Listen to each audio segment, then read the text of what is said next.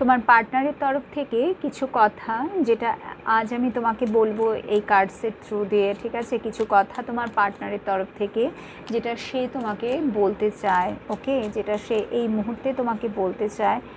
Queen of পেন্টাকলসের energy,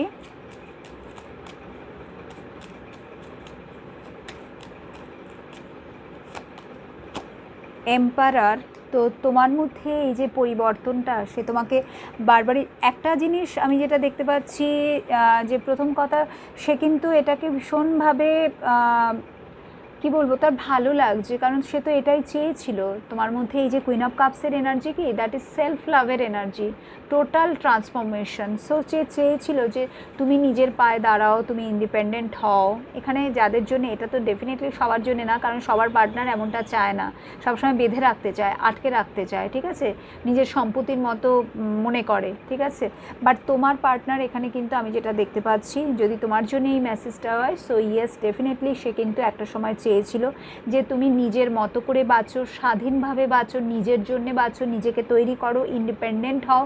তোমাকে যেন পয়সার জন্য কারুর কাছে হাত না পাততে হয়।